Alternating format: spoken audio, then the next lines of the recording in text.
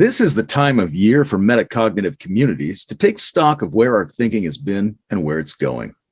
How does our notion of human nature play into our basic sense of how unfolding interactions operate in political, spiritual, and practical lives together?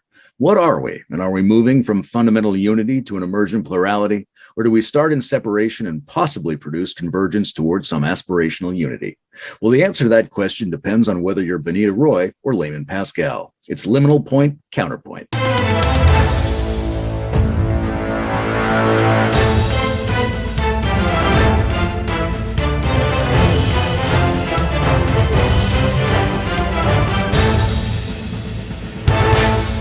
So I thought we would address this question with a prompt. And that prompt is, when we say human nature, in spiritual situations, metaphysical situations, in casual conversation, does the word nature mean the same as when we point out to the landscape and say nature, when we point to a tree and say nature, when we point to an insect and say nature? Or is there some kind of gap? And what I'm going to argue is that the gap is perceived, is a perception that's incorrect. That's an incorrect perception. And I know that a lot of people talk about the continuity of life in mind, but they always hedge their bets. They say, well, there's a continuity of life in mind, but at this level, mind is emergent. And so basically they're establishing what I call epistemic leakage. What's leaking from the way they describe that is, yes, but there's a gap.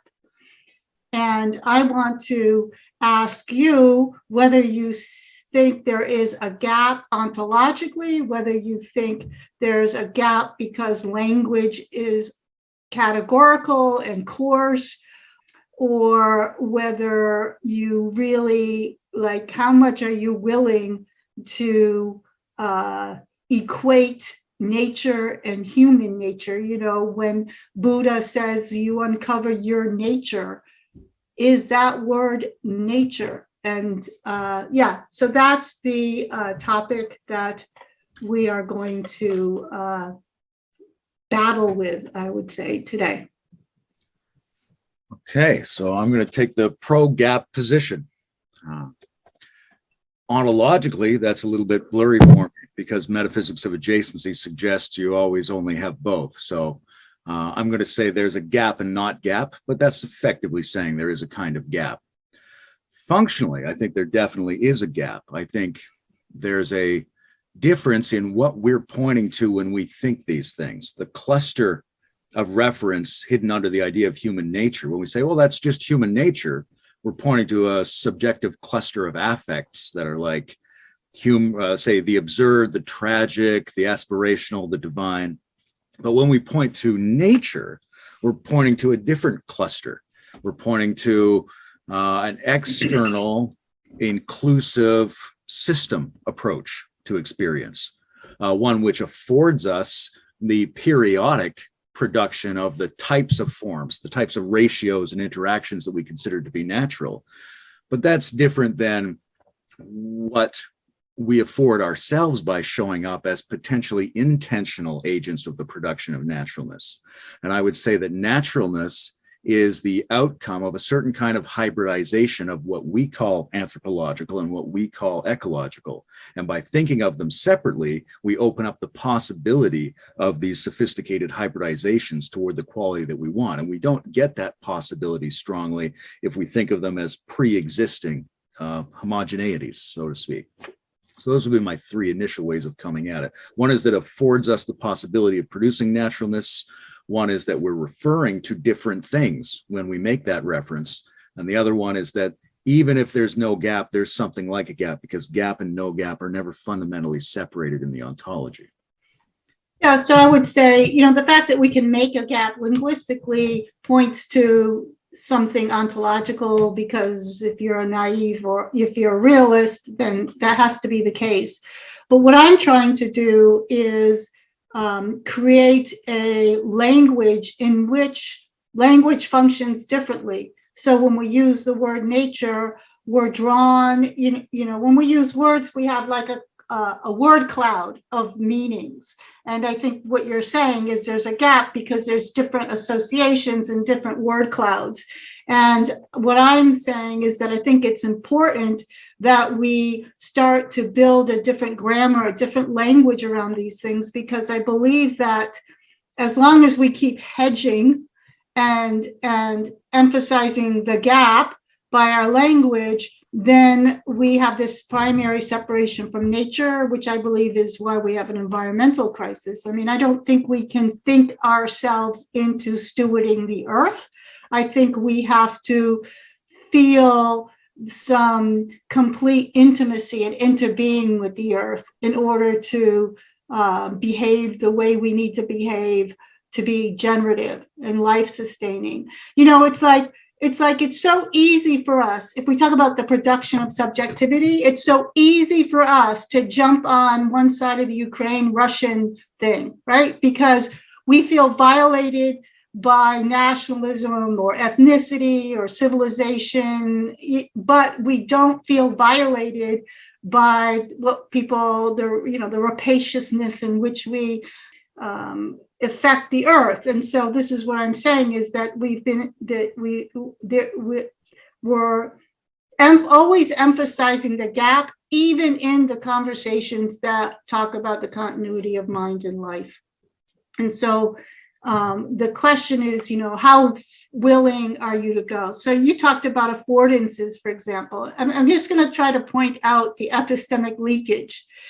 So yes, we often say that at the human level, there's more affordances, right? There's affordances for linguistic, symbolic, but I don't believe, I believe that's true, but I also believe that there are affordances in the natural world, in other areas of the natural world that we don't have, like we can't photosynthesize. And so I think that even that is not a definition of human nature, is that there's more affordances. There's certain cluster affordances that exist in human nature, and there's clusters of affordances that exist elsewhere in nature. And I also believe that we don't have a way to perceive a lot of affordances that are in nature because we don't have those perceptual abilities or that kind of coarse graining or that kind of intellect. And so again, that's a little bit of epistemic leakage. There are affordances and we have constraints that other species and other forms of nature don't have. And we have affordances that other forms and species don't have, but it's also true on the other end. I mean, bacteria have a huge affordance, like long after we are all gone, they'll be still doing their thing. I think we have a unique affordance, which is the possibility of intentionally reevaluating our relationship with nature. It may be that other sapient beings exist that have a similar affordance to that, but I think that's different than what the trees and the badgers and the bacteria have. We have the possibility of being intentional and representational agents of the construction of a particular kind of nature that we refer to as naturalness. And I think that's something that solves the problem of the rapaciousness of nature that is continued in us, that is continued in the, say, polarizing machinery of human thought and modernity. That what those problems are the result of our continuity with nature. And it's the possibility of separating ourselves from nature and then thinking a resolution or a synthesis or a hybridization that can potentially solve those problems. And even the way you phrase it, right, in terms of, look, we're thinking of this as a gap, I'd like to solve that gap. To me, all of that then is the argument, the presupposition. The presupposition is there is a solvable gap of some kind, and the gap is asserted by that presumption. And I think there's if we look, I appreciate what you're saying about the fact that people who propose a continuity still maintain a minimal functional gap. They just refer to it as qualitative or a gap of degree or something like that. But I think that's a superior way to do it, because what it does is it undoes the more primitive gap, which is between gap and continuity itself. That was excellent, because this is the problem. I'm not trying to fix the gap. I'm trying to fix the language, okay? I'm trying to have us improve, create a language that is closer to what I would say reality. So that would be the project. And so, like, one of the things I'll ask my students is, one of the pickles that people have when they are trying to, in their own understanding, close the gap, is that when we have a language of nature that's very mechanistic and object-like, we reject those qualities as qualities of human nature, and that's correct. So part of what has to happen is our language around nature has to have more of the features that we call human nature. And that, they have to move in both directions, so that we don't, the invitation here is not to talk about our human nature like we talk about nature as mechanistic and deterministic and reductionistic, but to move the grammar kind of in both directions, I think has to happen. So that's one thing. And for example, I'll say to my students, another pickle we have is we look at what we call nature, that cluster of qualities we call nature, and we see that nature is amoral, right? It's good that the fox catches the rabbit so that she can go feed her babies, but it's good that the rabbit gets away so she can go feed her babies. And Hartshorne said that in nature, there's no good and evil. There are only incommensurable goods, right? And so when we try to understand ourselves as nature, we're in a little bit of a pickle because we are moral agents. But what I say to my students is, you can see how you set up a pickle for yourself, because nature, of course, is moral. We are the moral organs of nature. So you see the difference? It's like when you think from the presupposition of no gap, then you see you don't have that same pickle, because you just say, yeah, nature is moral, not in those domains, but in the domain of human. That's where nature expresses its morality. So now I don't have that same abjection to calling myself human as nature. I think there's a risk in that argument reproducing the thing that it thinks it's correcting. If we say that nature includes human nature, and human nature is an expression, they say it's the moral organ of a natural system, then we're saying that nature divides into something we're doing and something the rest of the system is doing. And it could make a similar division from other locuses. But so a language that says that is a language that's essentially structurally duplicating the argument that humans and nature are to some degree distinct, and that distinction leads forward to some sort of new resolution, new balance. So by making that argument, sounds like you're making my argument. Yeah. So what we know about nature is that it diversifies. There's like radial expansion, right? So yes, there is different organs, let's say, different affordances, different constraints. What I'm talking about is a realization that can happen in some of these organs of nature, and that is that the diversity is in the language, the gap, the diversity that we're pointing to is in the symbolic language aspect and not in the non-symbolic or aspect. And so why does that make a difference? Because again, I think that when we are holding a symbolic or linguistic symbolic mental model, and then it has a gap between that and reality and who we really are, then this is, let's just say, not preferable. Or maybe even if it's neutral, we could just be experimental and curious about changing our mental model so that it speaks from this continuity, and versus using a mental model that speaks from, has more gappage in it. I mean, what is, it's, you could bring it down to just an experiment. I mean, it doesn't have to be it doesn't have to be a polarized thing.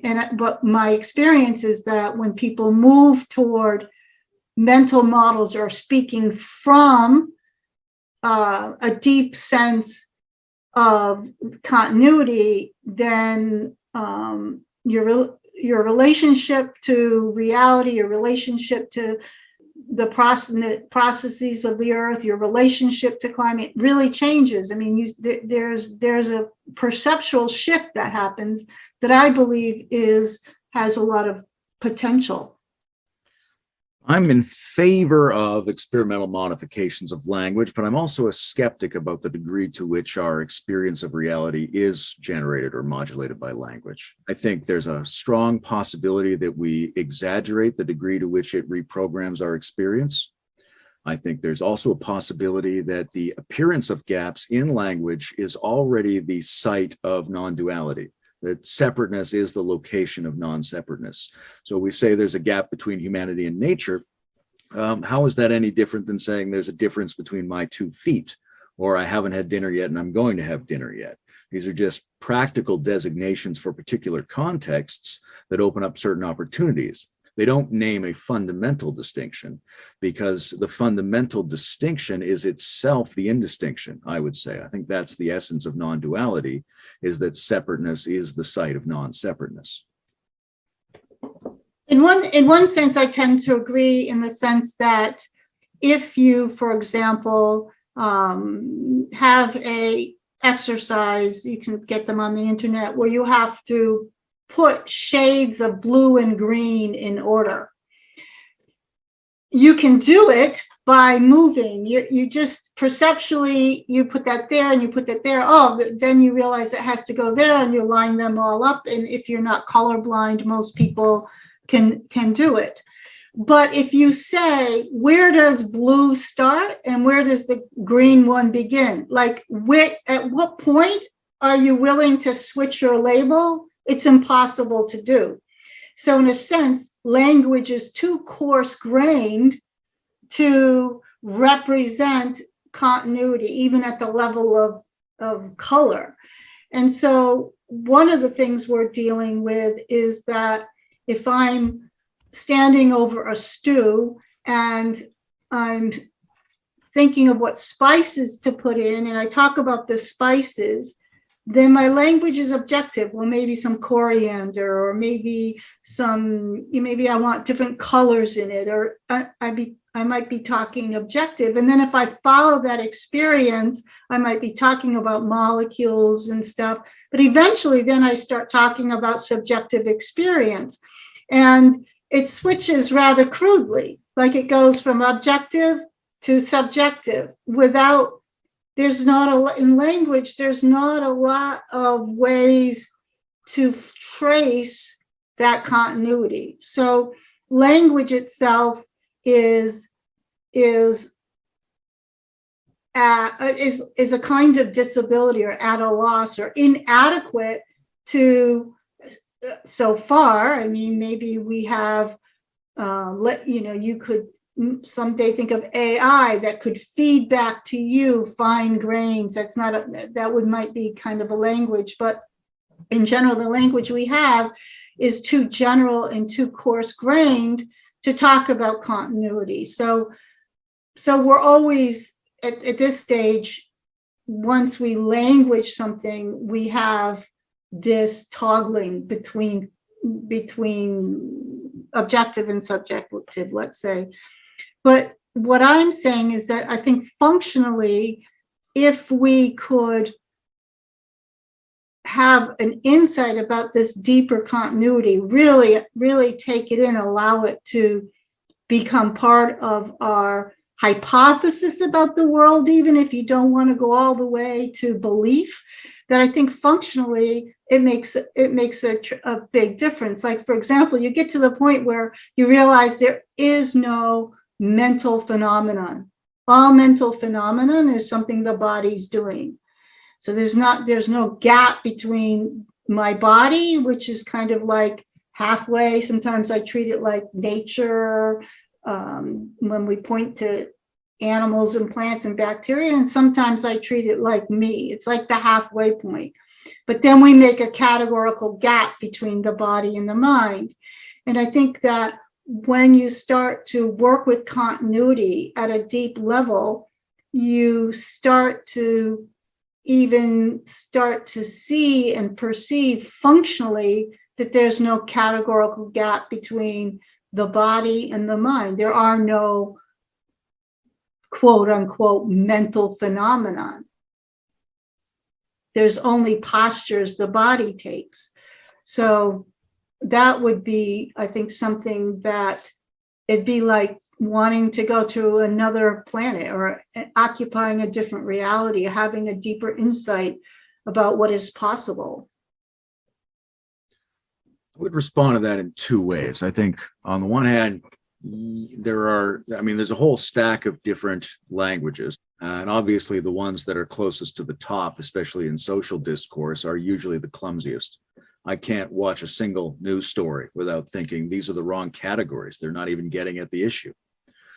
And so there may be much deeper ones available, right down to something that maps to our cognitive and perceptual syntax of reality. And there are things that I would call toggle. It's either on or it's off. I would say that, but I would say even then there's a question of whether that event horizon is an experiential gap or an ontological gap. I mean, we don't know if we don't know if the event horizon is a property of the black hole or our ability to investigate it. But if you're talking about like a metaphysics of experience, there's a lot of event horizons. So, for example, there's two interests. You mentioned self and not self, and the way I understand this is that the not self is either, the absence of perception. That's a certain experience, and that has an event horizon. You either have sensations and perceptions or you don't. But then there's also the perception of the absence. That's a different type of experience, that you go looking for your body and you notice it's not arising.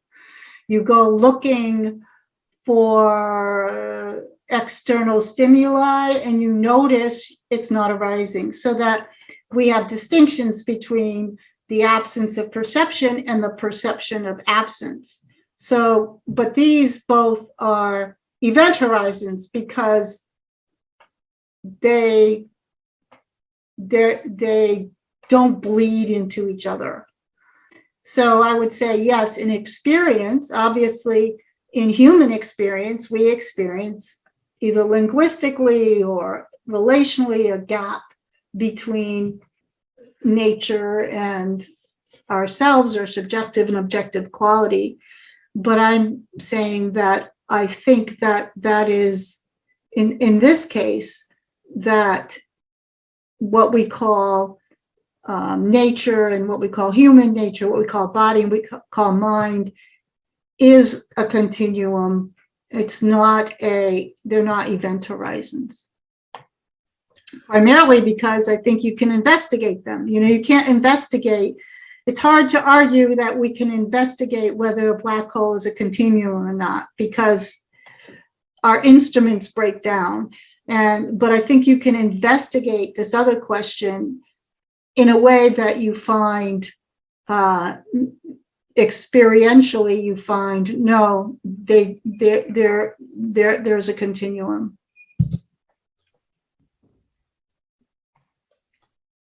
I think if we examine closely virtually any phenomenon, we would find something that looks like an event horizon that is an expression of a type of a gradient. And I think it's so omnipervasive as a more fine-grained description of reality that it can be assumed into the ontology, right? That the implication, and ontologies and metaphysics are sort of implications in a sense. The implication is that the continuity and the discontinuity are fundamentally co-present and co-active in certain ways. And that allows us to make observations about gradients and continuums. It also allows us to make observations about things that are toggles.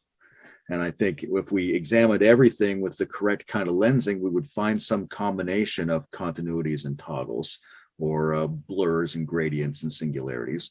And that our assumption about the ontology of being has to be some version of their co-present. You never really get one without the other. Yeah, so I like the way you move this along, and my, you're ever the synthesis and the integral synthesis. You're someone who's very much partial truths, and I'm all about everybody. Everybody's partially wrong. But what I like about what you said, but what I would advocate for is that we see event horizons as phenomenon that occur along a continuum. And we don't see them as gaps. In other words, if every time I say event horizon, or I say state change, or I say emergence, I see it as a certain lens that I'm looking at, or that I'm constrained. I don't always have the ability to see the continuum, but that I know deep inside that there's a continuum. And if I hypothesize the continuum and not the gap, then I think functionally I become a different person. And I happen to believe that that's a move that points us toward preferred futures. I agree that that's a preferred future. And I think there is some wiggle room for language to play a role in training our ability to see that more authentically and more richly and in more benign ways for the future. But I think there's a danger in assuming that the hypothesis of the gap is fundamentally generated in or located in the surface level of language, rather than in some more basic structure, right? So that changing the language might not make a difference. It may be a relatively independent phenomenon. Well, I think it can be independent in the sense that I may not have the tools, the perceptual tools, to perceive it, or I might not have the technological tools to investigate the event horizon of a black hole. There may be constraints, universal laws, like you can't investigate a black hole because you can't get ahead of the phenomenon, because nothing can go faster than the speed in which it sucks things into it. We don't know. I mean, there could be constraints on seeing the gradient that are not language. But I think that we can, if we had a project in our science, in our models, in our epistemologies, in our metaphysics, that doesn't have this continual leakage, that every time that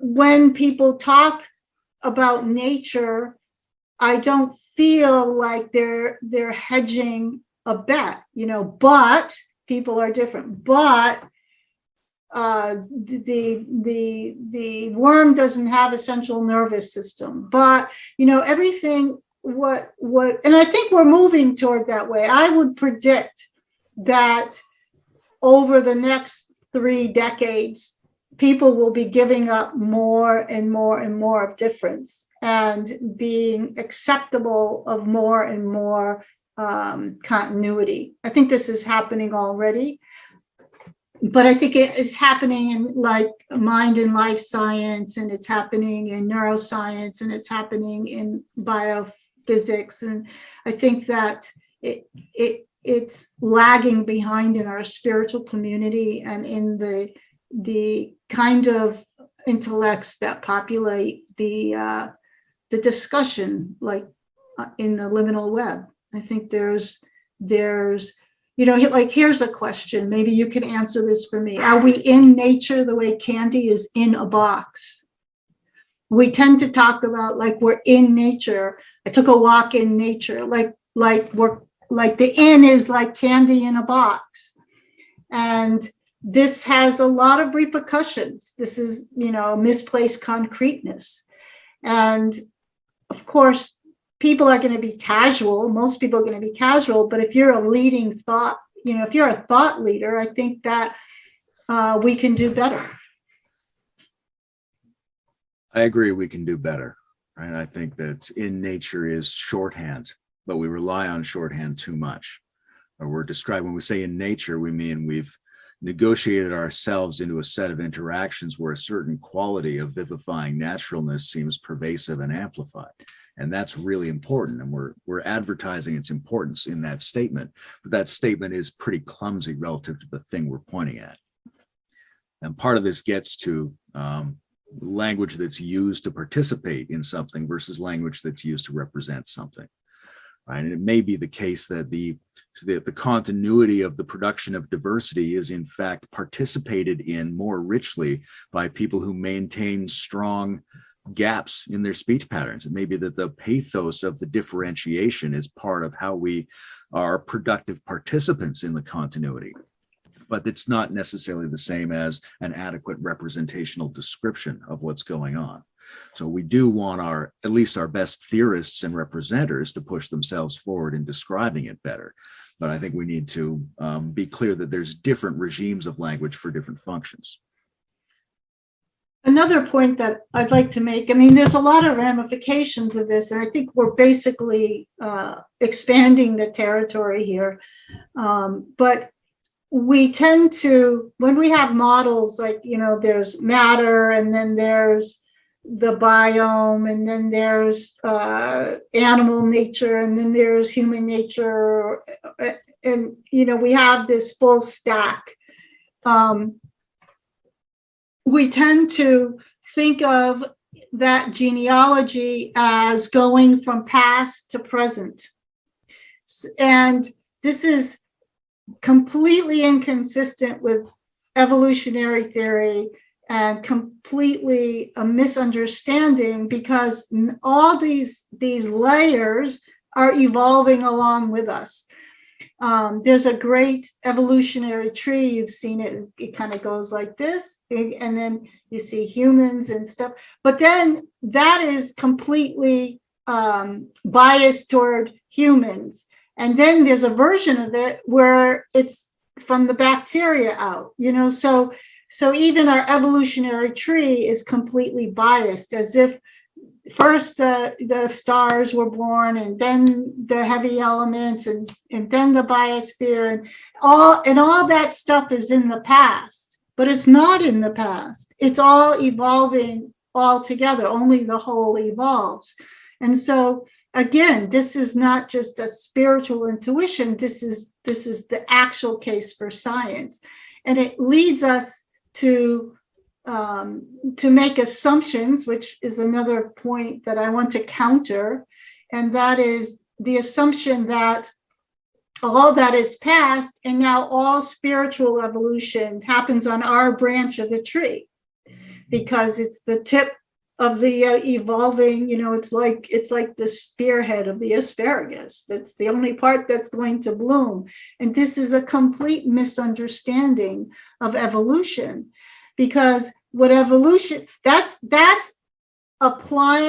imputing a developmental model on evolutionary change. Because in development, you have to be 2 feet tall before you're 3 feet tall. I mean, it's just tautological.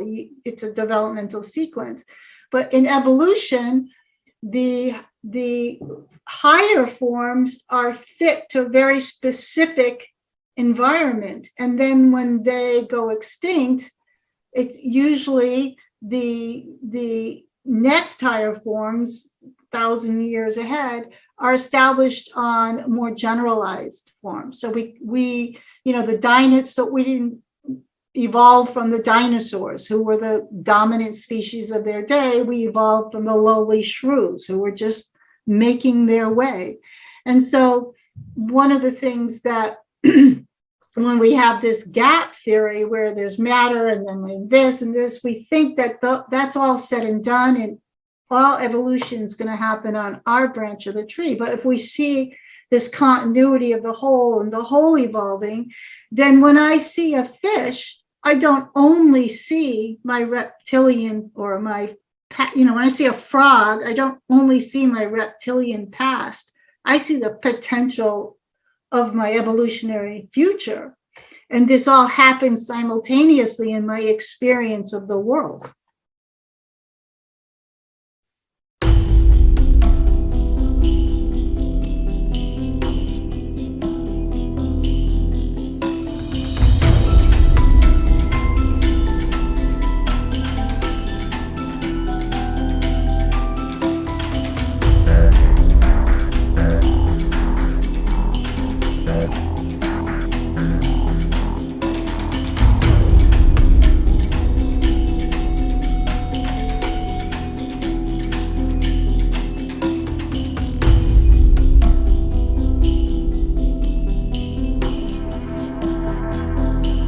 Don't doubt that can be improved to some degree by cultural changes that would be mediated by an improved representational description of what's going on. But we will continue to make practical use of gaps and cuts. We will continue to make practical usage of representations that skew toward particular variables that are of interest, right? It is of interest to us to follow our own history and to make certain distinctions. Now, is that problematic from a theory point of view? It may be insufficient to make the next level of comprehensive accuracy of representation, but it's not necessarily problematic from a human point of view, which is to say you could continue to use those and inhabit them in a way where the problematic quality is dissipated. I think all of the great historical illumination figures sort of offer the possibility of living within constrained symbolic description realms, but not experiencing those gaps as fundamentally empty or absolute, experiencing them as continuities, and also experiencing other centers of sentience and evolution and experience as being relatively independent and capable of mutuality and decentralized veneration. And I think that a lot of that, maybe the majority of it, comes down to personal experience and interactions and training, right? It's one thing to look at the fish and say, well, it's my ancestor. That's true in a way and not true in a way.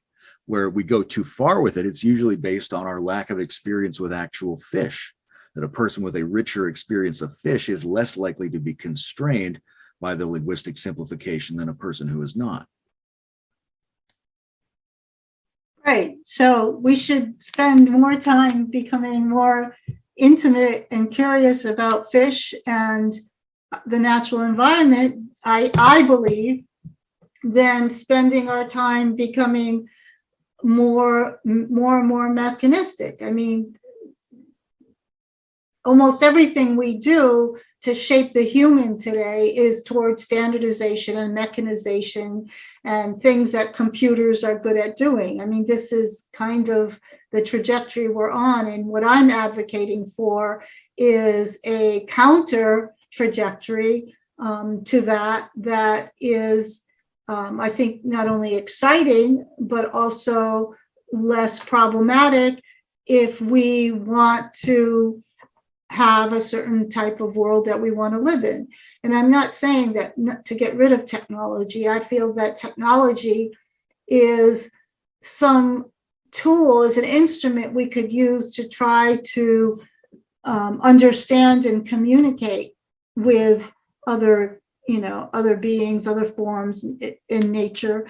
But we have to, without this shift, we won't use technology. We won't ask the same questions. It's just like neuroscience has gotten really far late over the last 20 or 30 years, because a lot of neuroscientists are meditators, right? So they're asking different questions. When they ask different questions, they see different things, quote unquote, in the brain. So 4E cognition comes out of a lot of either contemplative science or meditation or some kind of reflexivity.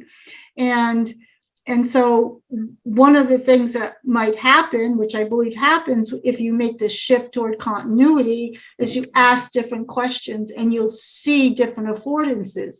And we can use what we know in technology to help us with those inquiries, but we don't even ask the right questions now. Yes, we need to get better at asking questions. I think there's a future for new kinds of interpenetration between the mechanistic and the continuous models of reality. I think there's a McGilchrist future in the sense of using the left brain to more correctly describe the right brain's perceptual mode. I think there's also a future for technology to run up against its own limits. And in order to go further, it will have to adapt to a richer understanding of reality. I think they run into that with some of the issues around quantum computing. There are lots of other places where this comes up, where if you wanted your code, your mechanistic code, to be more powerful and more accurate, it has to be able to work with reality with greater fidelity, which is going to require it to do moves that wouldn't previously have been considered to be mechanistic code moves. So there will be some kind of blending, but I think it's important not to exaggerate the shift, right? We're not shifting from a left brain dominant culture to a right brain dominant culture. We're shifting to a hybridization, and that hybridization is going to involve each of them reciprocally mirroring and interacting with the other in new ways, and also challenging forth, right? So one of the questions we have to ask is, to what degree and in which cases should the left brain push back against the right brain's form of perception to maximize their joint efficacy in the world?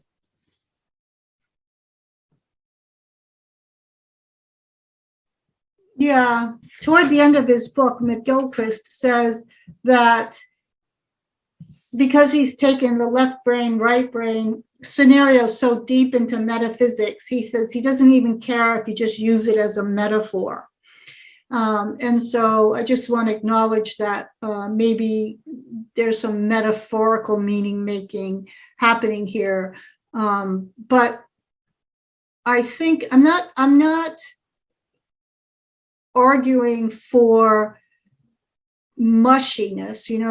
I'm not arguing that there aren't distinctions that we make, just like there's distinctions in the color scale. What I'm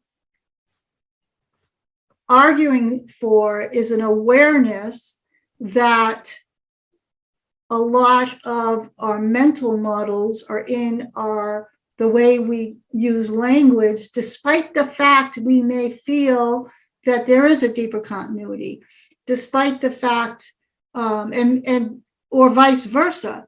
If you're kind of using language and you're still leaking out that these gaps, maybe you actually believe there's a gap. In this case, don't muddy the field by saying, but I know there's a continuity, don't just make it clear. Because right now there's this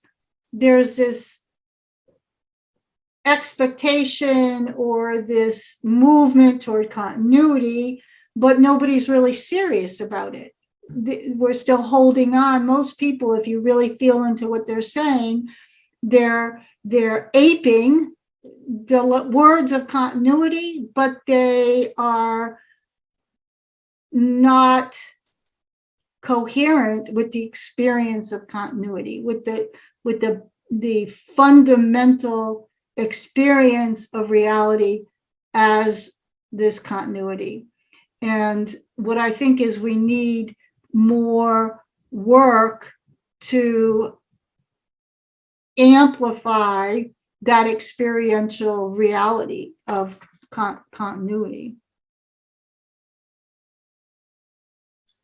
Yeah, I would agree with that. I think, although I don't know how I do that while still maintaining my playful adversarial position. The experiences that allow people to really experience and be changed by and appreciate the deep continuity, those are essential. And we should be changing and improving the language in a way that creates more fidelity to reality and also gives us greater likelihood of having those other experiences. But I think it's important to keep those a little bit separate and not put too much emphasis on the language part, because we could easily get a system where everybody adapts to wonderful new sounding words, but they're so hollow and superficial, right? And you have the same kind of leakage you're talking about just everywhere. Everybody's saying it, and essentially they're not living any of it. So these certain kinds of experiences, which are not just standard altered state experiences where you behold the wonder and are completely immersed in the oneness of everything, but I think situations that are closer to the trap that's posed by the Zen koan, or the trap that's posed by tautological self-enclosure, like to say reality contains only and all real things. There's nothing real that's outside of the real. There's a certain kind of pressure to certain kinds of semantic situations, and we're not very good at adapting to that pressure. We've lost a certain kind of rigor that we associate with many of the great theorists and experiencers in history. We need to be able to, I think, prevent this wishy-washy leakage of terminology. And I don't know how much of it's instantiated in the language problem and how much of it is just a result of us not doing the personal work and the collective work of being able to really go into those intensities, but also to hold positions without just leaking through them. Yeah, I know you didn't mean this, but I'm just going to remind that continuity is not the same as oneness, right? Continuity actually celebrates or depends upon gradients and a lot of variation, right? So whereas oneness is somehow,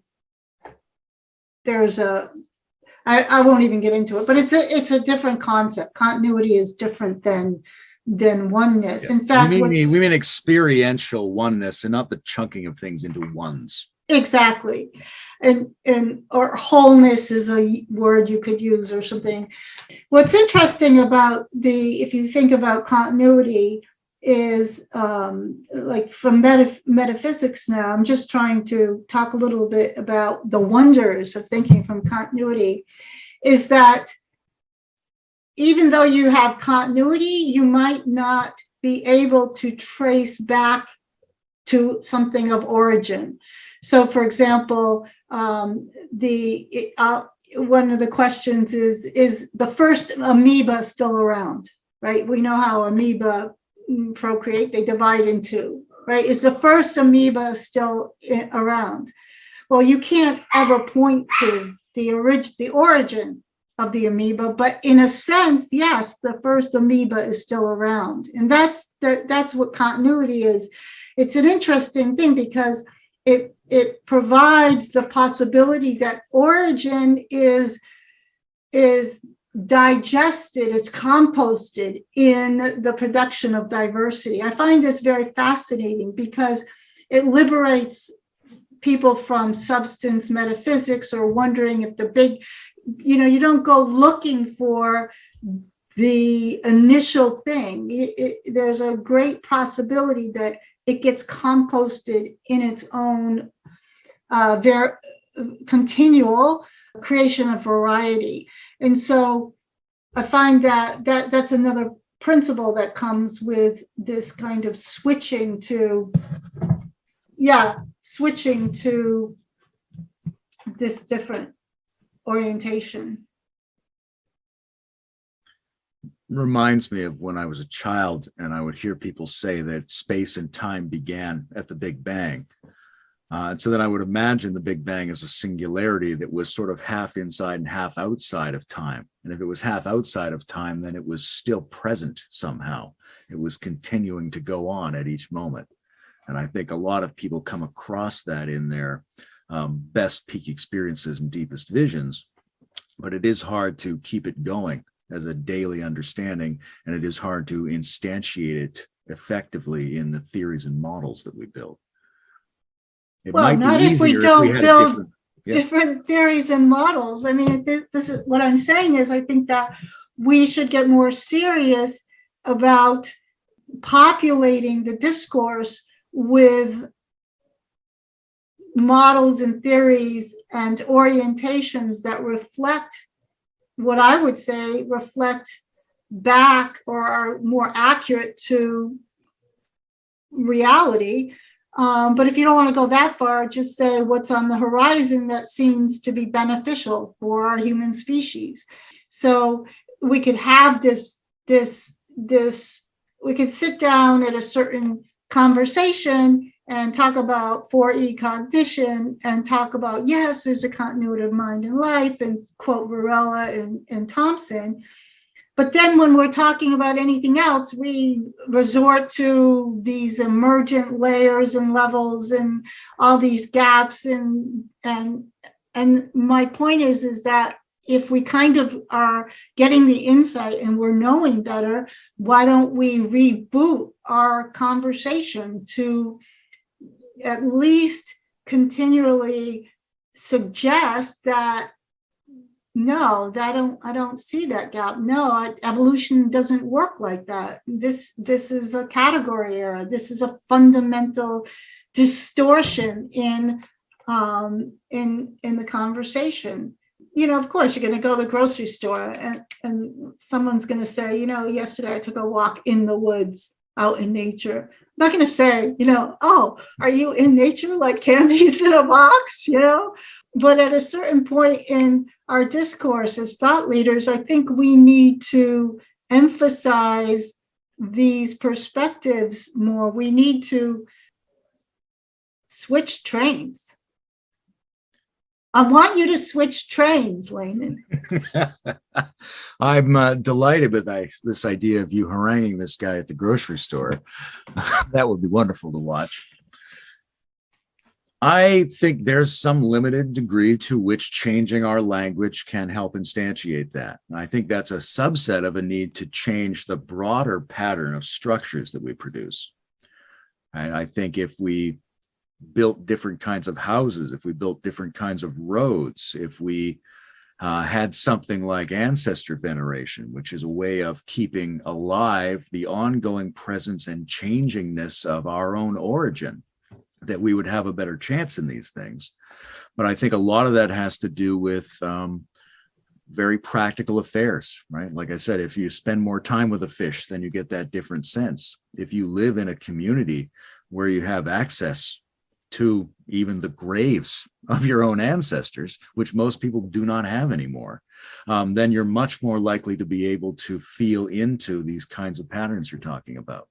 So although there is definitely some role for our language and our discussion, and undoubtedly among ostensibly higher thought communities to change the way we symbolically communicate about that, a lot of it has to do with changing our lived structures of the world, which give rise to these intuitions or not. Exactly. I mean, it's like a chicken and egg. We dispose of our bodies when people die in a certain way because we have an aversion to, oh, look, it's a body. It's, you know, the worms are going to eat it. And everybody, you know, who gets to eat who? The worms will get to eat you eventually, you know, and that puts continuity right in front of your face. You know, that, oh, look, eventually it's going to be a pile of calcium and worms, and it's going to go on and transmutate into different animals, and it's going to radiate maybe some of its radon that it got from nuclear power or whatever. And because we don't want to enter into that reality, we organize our lives and our rituals as if there is no continuity. I mean, we're adverse to the signs of continuity. How did that happen? Layman? Well, I think it's largely a product of our sociopolitical and economic circumstances, and of which are in themselves partly an effect of what's the easiest thing to build. Right? It's much easier. Just like when we started off doing science, the easiest thing was just to sort of weigh physical objects and calculate independent trajectories. It's much easier to figure out how to build the kinds of houses we build and the kinds of roads we have now that cut up and chunk the world and create a circumstance in which we're cut off for a lot of the complex interactions we used to have. So we need to go forward to a new kind of design and architecture, I think, part of which will be linguistic changes, and a lot of which will be fueled by a richer set of experiences, including altered state experiences on the part of the people who propose themselves to be advanced thought leaders. And this will be constantly suggested by the leading edge of the different disciplines, right? If you look into physics, you go, oh, well, is it the discrete model of the quantum, or is it the continuous model of Einstein? And everybody's having the discussion about quantum gravity. So, oh, right, everybody's really talking about some point where discrete and continuous both exist, but neither completely define the situation. We need what I call a metaphysics of adjacency that builds the world back out of that kind of structure. And so we will see a lot of people looking at that, thinking about pointing to it. But there is the danger that that could just replicate the kind of superficiality we already have. I mean, we have wonderful words that our ancestors bequeathed to us about the divinity of being and things like that. And that can be taken in an extraordinarily rich way or an extraordinarily superficial way that participates in systems of destruction and mechanization. So we really have to undergird this with the lived experience and the skills training and the richness of human interaction. I think that's much more important than the language, but the language provides a lever to have some influence over that, and definitely has to be creatively pushed forward so that it's increasingly faithful to our understanding of the structure of reality. Yeah, and it's language, it's also ritual, it's also recognition, right? So the way you eat could express the continuity of life. I mean, not eating an animal, versus, children not knowing that when you eat chicken, it's like chicken. And there's a lot of people who don't want their children to know that when they're eating chicken, it's a chicken, because they have like some shame and some knowing that there's a continuity. And we don't want to go there, but we could inject this recognition into more aspects of our lives, even in, for example, understanding that the fact that we can talk here, that electrons are being moved, and the fact that electrons are being moved, it's not, we talk about this as virtual reality, but if you read Benjamin Bratton's The Stack, you'll realize that the Earth's resources, a tremendous amount of resources have to be moved in order to move electrons around cables. And there's we act as if this exchange is happening with very little impact on the Earth, and we forget about the cables and how many times they have to service the cables, and the boats and the equipment that have to be made to put the cables underneath the ocean on both sides of the ocean, and on and on and on. I mean, there's a huge amount of real concrete impact for us to do this, but the way we talk about this is as if it's cleaner and easier. It's virtual. It's not real. It's virtual. It's like having a thought. A thought has no impact. And this is not true. We should feel the weight of the work that goes into this technology, because then we would choose differently, or we would at least we would appreciate more. But we kind of talk about it like it's just a screen and it's just electricity, I mean, even I remember catching myself thinking like how the economy was so much better because now everything is done remotely and digitally, until I read Benjamin Bratton. And the fact of continuity means like the costs stack up. And at the bottom, the earth pays. The more concrete always takes the greater burden. It is the foundation on which the other stuff is built. And it's the same thing with the virtual aspect of experience called the mind. It is not just floating somewhere in non-reality as we talk about it, as if it's somehow unhinged from the rules or the constraints or the affordances or the beauty or the gifts of nature.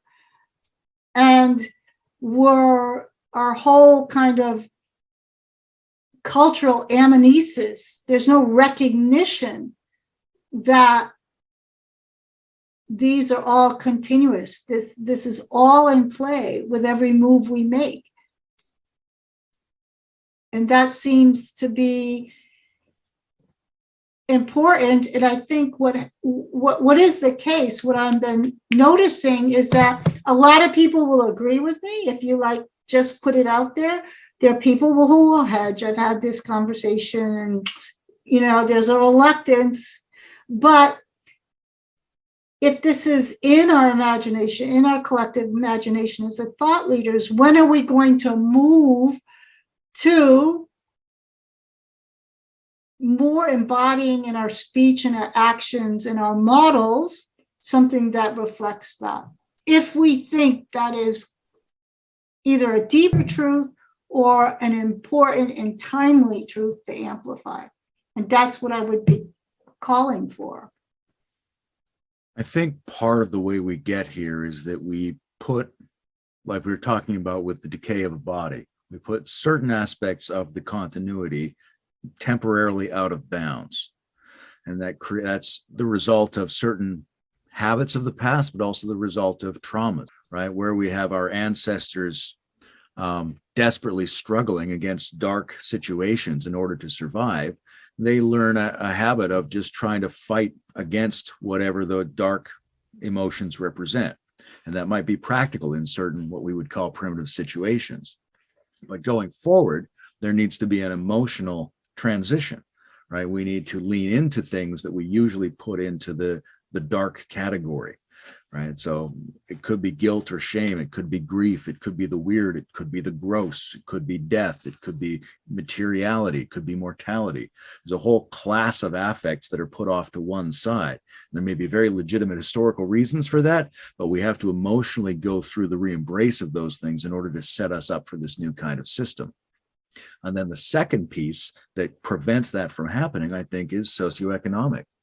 I think we're in a situation where the incentives in modernity are to avoid building a system that enfolds more of the variables into itself, right? It's really nice to just be able to focus on GDP or something like that.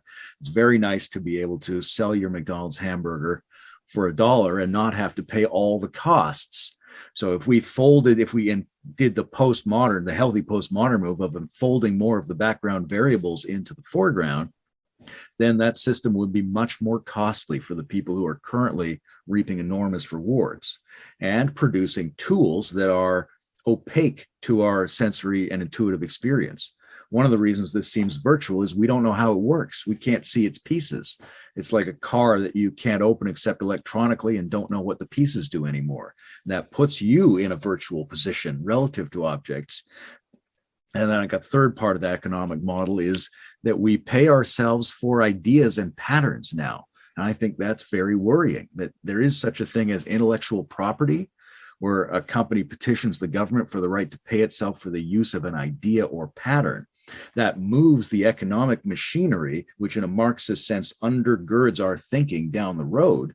It moves that away from anything that has to do with actual goods and services. It moves it away from humans, away from society, and away from matter. And once you disengage the economic system from the actual materiality, then you lead to a whole bunch of accumulating ideological inabilities to perceive the solidity and the richness of the material universe. And then one extra element I would add to that is the marketing culture, right? As soon as you start to drive the economy based on selling people the idea that they are currently upset and wish to go toward positive experiences, then you get a continual production of culture in which everyone feels like they have to constantly orient toward the positive affirmation, that the basic mode of communication and description is a kind of sales mode where you're trying to make yourself sound good, look good, make the ideas sound good, sell people on things. So all of those problems are economic. They're on the back of those underlying human trauma responses to put things off to the side. But this machinery now reinforces that to a tremendous degree. Yeah, I mean, I think in late stage capitalist societies or modern societies, I'm not sure they have to be will probably have to be a market economy, but that there's a certain demographic, there's a certain part of certain societies that don't move goods and services, they move ideas. But the fact that those societies can move ideas and create profit in a speculative market is because it's tied into the engines of production of goods and services that happen somewhere else. So I wrote a piece that argued that the economy is globalized, but it's not evenly distributed, and so there is the potential that a nation could, in a market economy, in a central with a speculative market. I mean, the stock market and the financial institutions are speculative markets. You could have, like the United States, just be consumers if it owns the currency of trade, which it does, because then you would have wage earners and laborers and producers somewhere else. And so I predicted that the United States, that in late stage capitalists, you would shift from a wage and tax system to universal basic income and consumerism. So for example, I mean, we're getting way ahead of ourselves, is off topic, but the airlines don't make money anymore. They're not in the business of moving people across the globe because they lose money in flying people across the globe. They make billions of dollars on their mileage programs, which they actually sell as, they engage credit cards and they sell they swap credit card points for dollars in the credit system. And they make billions of dollars in this hidden economy. And because that they can book all the losses against it, they pay very little taxes. So you think airlines are in the business of moving people around the globe, but they're not. They're in the speculative finance business. And so, but I would argue that the reason that we can become that our whole basis of living can become so virtualized is because we live with this sense that there can be a gap, that you can float above reality. I mean, in fact, it's an illusion. It's as if we do, because everywhere I look in the United States, it's all virtual and it's all ideas, because I don't see the mines in Africa and the factory workers in China. So I've been able to exit that from my reality. And again, so this is kind of extending this notion of continuity into the economy. But I agree with you. This is, if your material existence is reinforcing that things can be so distributed that you can live without the realities of production of your lifestyle, and somehow it's the genius or the revolution of the metaverse is something that has bypassed all the reality of the Earth systems, then you can believe it because you've believed that there are gaps and layers of reality that float independent upon other layers of reality. This is your primary metaphysics. And a lot of that is experiential, right? If we don't get the experiences of things pushing back at us, then it's very easy to believe a metaphysics of virtualization. right? I think this is one of the problems with our economic and political systems. They incentivize people to insulate themselves from the consequences of their own decision making, and they are absent a feedback system whereby they are affected by the decisions they're making. So nothing pushes back on them relative to the operations they're trying to perform. There's nothing that holds them accountable. And when that happens, when we can reward ourselves for not having contact with something that viscerally pushes back, then we enter into a very dangerous situation, which leads to these effects where airlines aren't trying to be airlines. And in fact, a huge percentage of the world seems like it's not doing its job anymore, right? The one thing you expect from different agencies or companies turns out to be something they're not really invested in doing anymore, because that's not how they get paid. And there's nothing they're running into which recenters and regrounds them on that. It's very hard to think about how we would actually affect that at the policy level, because it already has captured the people who do the policy making, but we can at least try to undo part of the loop in ourselves, where it's still anchored in that refusal to emotionally take on board the class of the negative feelings. I think that's it's probably more significant than making a change at the level of language, but it's certainly, those can be symbiotic with each other. Yeah, I mean, I think it's all like, it's all chicken and egg, but I would say that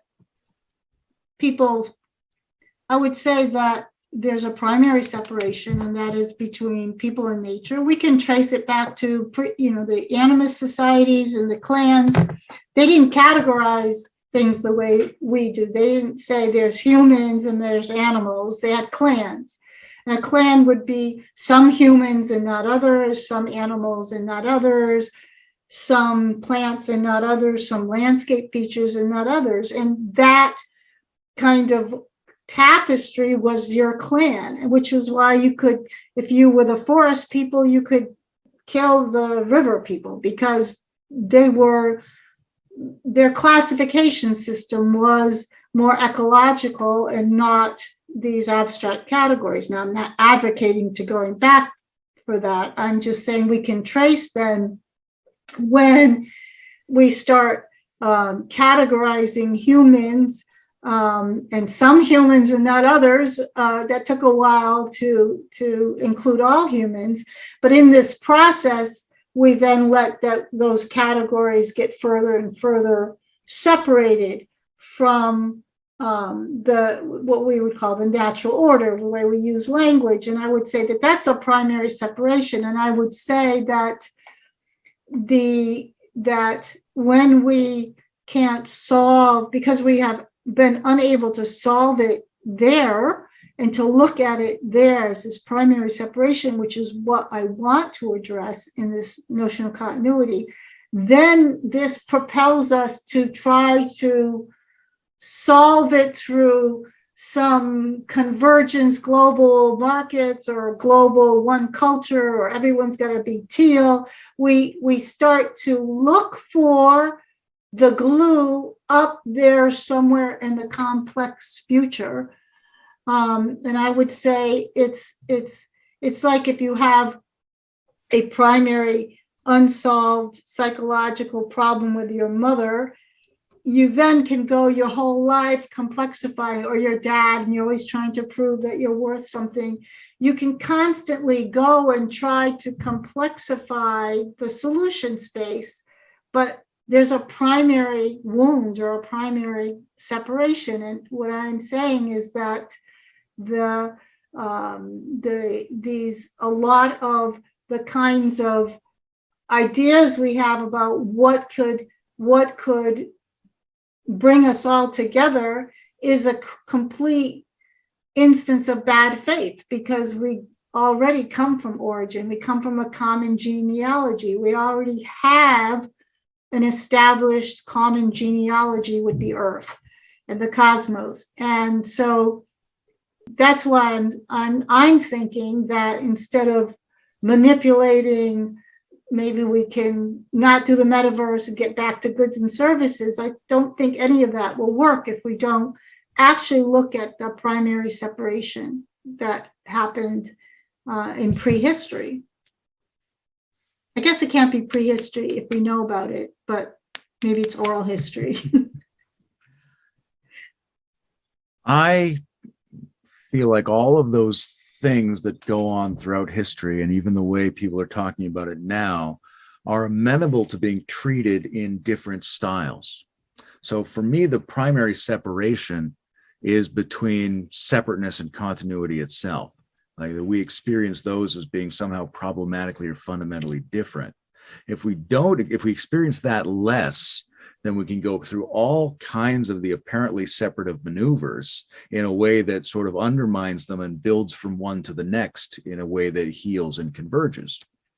If we go through the same moves, experiencing a fundamental distinction between separateness and non-separateness, then all of them can become problematic no matter how sophisticated the symbol sets are, right? So you can have a situation that's very primitive that we wouldn't necessarily want to be in, where you've got a group of people trying to kill another group of people over some resources. That could be experienced by those people as 20% similarity and 80% that is an alien other who we get to kill. Or it could be the other way. It could be that 80% you experience them as like sports rivals. They're just like us, and just like us, they're going to try to get that resource. We're going to try to get it. They're going to kill us, or we're going to kill them. But fundamentally, we're the same in some significant way. Now, those two different ways of experiencing that roll forward toward different ways of inhabiting futures. So I think that fundamental notion of the separation between separation and non-separation, which is an experiential understanding, I think that can lead to handling any of these things in ways that move toward different kinds of future trajectories. Yeah, but what I'm trying to say is that our models, the current teachings, the current metaphysics we have is primarily more biased towards separation. That even when we say, oh, but of course it's continuity, the emphasis that is placed, the emphasis that leaks out of the language or the position people have is that there's not continuity, that we can deal with this level as itself, that the human level is privileged, that it doesn't, we are in nature, we are not nature. These things are casual to us because it's a strong bias. And it has ramifications, so if you want to include both the separateness and the non-separateness, fine, but we don't include the non-separateness the way we include the separateness. It's a false equivalency. It's not how we live our lives, even if we say that, even if we say the separateness and the non-separateness are somehow equivalent, we don't live our lives or create statements that are balanced in that same way. We just don't. As a cultural trend, it's certainly easy to see that this metaphorical or non-metaphorical left brain dominance has prevailed for some period of history, and that it has limitations and there needs to be a readjustment. That readjustment is partly a greater inclusion of its reciprocal mode of functioning, and partly an adjustment that they both go through in terms of relating to each other differently. But I do think there's something very fundamental, very existentially fundamental about experiencing the problem of the difference between the separateness and the non-separateness, that's somehow generative, and that we could definitely fold in more of, or even shift over to more of the non-separateness. But as long as we're doing that as a response to the problem of the difference between separateness and non-separateness, we are at risk of regenerating the very patterns we're trying to heal. Yeah, but okay, so this is I understand what we're talking about now, but here's the thing. I believe we are not able to really be with difference. Like this, you see this everywhere, right? Men and women and different races, and we, in our post-war humanism, we're always trying to include everyone in this sameness. right? And I think it's we are truly not able to be with difference. We think there's a trajectory, the humans are on a trajectory where we'll all have the potential to be the same, have the same values, live in the same realities, okay? Because we are not able to be with difference. And I'm saying that we're not able to be with difference, the experience of different that's right in our face, because we have no belief in our non-separateness. Like I'm always trying, it's difficult for me to accept how different you are from me, because that makes me nervous. That terrifies me. But if I know in our genealogy, in reality, we're totally continuous, then I'm able easily to be with difference. And this is exactly what I'm saying. I'm not trying, I'm problematizing the post-war project of some kind of singular human, one language, one values, the better. I'm saying that that's a shadow of the fact that at base, we feel this primary separation.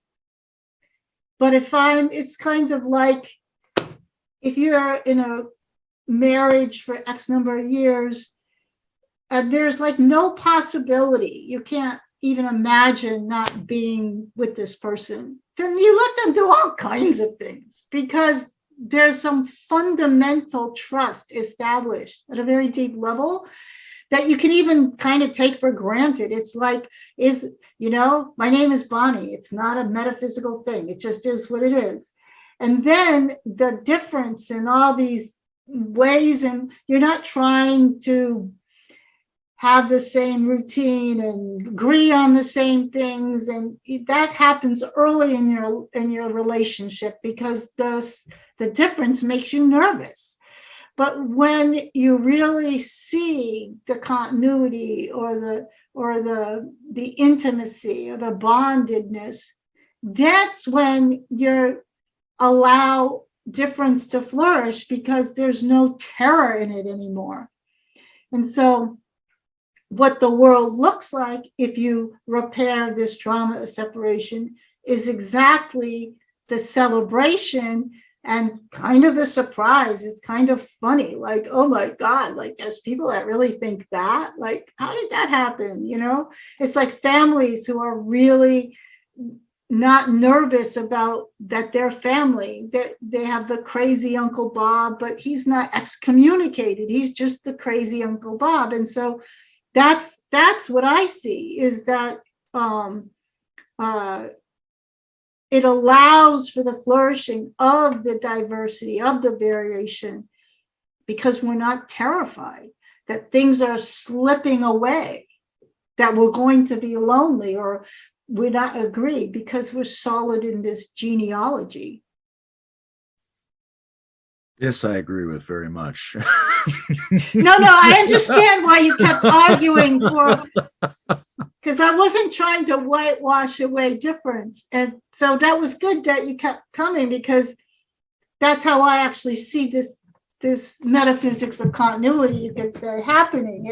It has this, it's not really paradoxical. We know these things work this way. It has this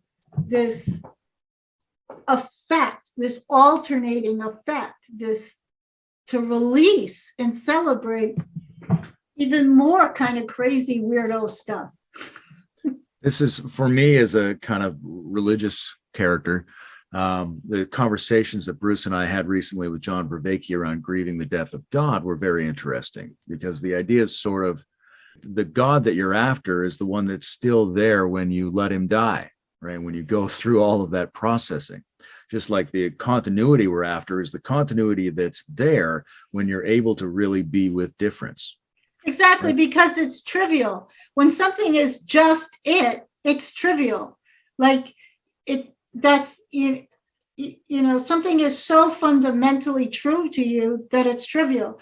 And that releases the ability to play in the playground. It's interesting because it's something that is spread across many different kinds of disciplines, having this insight. You find it in logic, you find it in physics, it's in Nietzsche's complaints that people don't tolerate the pathos of difference. It's in the non-dual philosophies of the East. It's very, I think we need to be very clear about how many good thinkers and how many different disciplines come to this same kind of realization, and how a realization of this kind with its concomitant emotional and sociological requirements is the necessary undergirding of the new thought system. And if you try to make a new thought system without that basic move, you're going to replicate all the problems that you're pointing to, trying to correct. Exactly. Oh, there, I feel good. Yeah, me too. There's a great structure to start out trying to argue and then end up in a nice place like this. Yeah, no, but I think it was good because, like I said, this continual, it's not sitting. It made me realize this other part that I usually talk about, but it's, it's hard to cover all the bases. So yeah, I think it was good. I hope it creates like it skews some of the conversation, or it makes people reflective a little, because I think it's time. I think it's time to do a little better